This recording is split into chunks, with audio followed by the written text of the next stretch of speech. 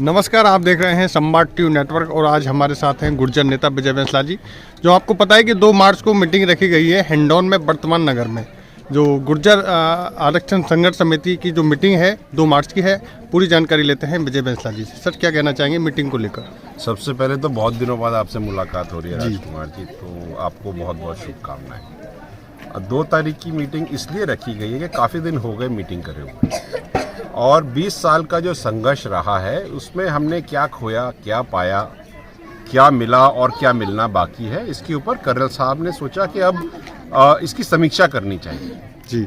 और ये समीक्षा करने के लिए एक मीटिंग है और इसमें सबको बुलाया गया है। जो भी संघर्ष समिति से तवज्जो रखते हैं, वो जो लोग संघर्ष समिति से पहले तवज्जो रखा करते थे और किसी कारणवश बीमार हो गए या पारिवारिक स्थिति से पिछले 4, 5, 10 साल से एक्टिव नहीं हो पाए जी, लेकिन जिनका कंधा, हाथ, सोच और सानिध्य पूरे समाज को मिला है, उन सबको भी आमंत्रित किया गया जी।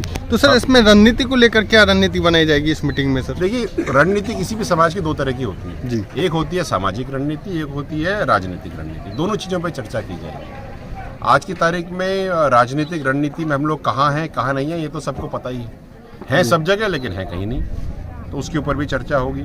सामाजिक रणनीति पर जितनी कुरीतियाँ आजकल चल रही हैं उसके ऊपर बात होगी।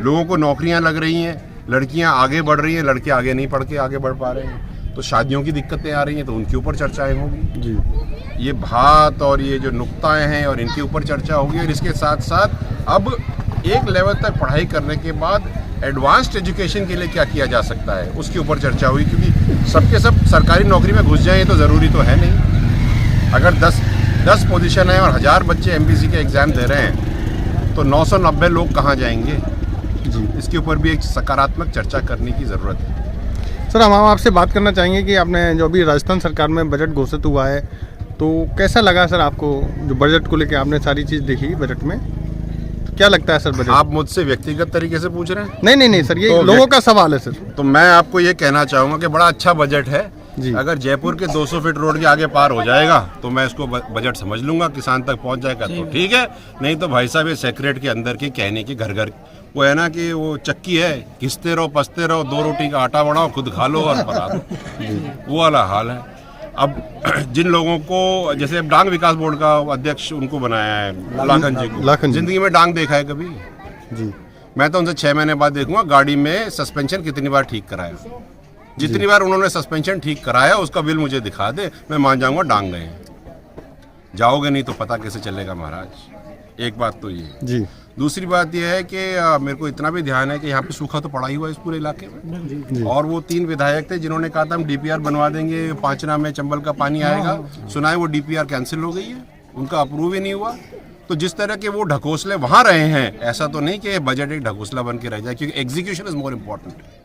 If you are only just making a statement and giving a purposeful situational status, it is not going to give you anything. It has to get executed on the ground. If it is not on the ground, it's nowhere. सबसे important बात यह है कि गांव का आखिरी छोर का आखिरी आदमी जो है, क्या उसको वो बेनिफिट मिल रहा है? ये सब बजट की भाषण करने की ज़रूरत नहीं है। आप तो मुझे सबसे पहले ये बताइए कि सारा का सारा जो डेवलपमेंट है ये जोधपुर में क्यों होता है? जोधपुर में फिनटेक यूनिवर्सिटी बन रही है, एशिया की सबसे पहली। IIT भी वहीं पर, एम्स भी वहीं पर, फिनटेक यूनिवर्सिटी वहाँ पर। क्या भरतपुर को किसी ने कीड़ा काट रखा है? क्या सवाई माधोपुर में जौंक लगी हुई है जी? भरतपुर में MRI की मशीन नहीं है, वो इम्पोर्टेंट नहीं है, लेकिन 250 फ़ोन खरीद करके देना इम्पोर्टेंट है। आप मेरी बात समझ हाँ, जितने पैसे में इन्होंने अभी आप बात कर रहे हो बजट की, तो मेरे को ध्यान आ गया, जितने पैसे के इन्होंने फ़ोन खरीदे जी और जितने पैसों के इन्होंने फ़ोन iPad खरीदे थे पिछली बार जी, वो है 3 करोड़ 74 लाख जी। 3 करोड़ 74 लाख से भाई साहब 14 रुपए के हिसाब से 25 लाख भूखे बच्चों का पेट भर सकता है। ठीक है, और इस फोन में तो केवल घंटी बज सकती है जी, बिल्कुल, है ना, और फ़ोन कर सकते हैं भाई साहब। और फ़ोन की खासियत ये है कि MLA साहब उसको ना भी उठाए, लेकिन एक भूखे बच्चे की जब पेट भरेगा ना तो कम से कम वो 3 घंटे सो तो लेगा। प्रायोरिटीज़ का प्रॉब्लम है, आपकी प्राथमिकताएं क्या हैं गहलोत जी, इसका प्रॉब्लम है। बहुत बहुत धन्यवाद, आपने हमारे लिए कीमती समय थैंक दिया। You so much.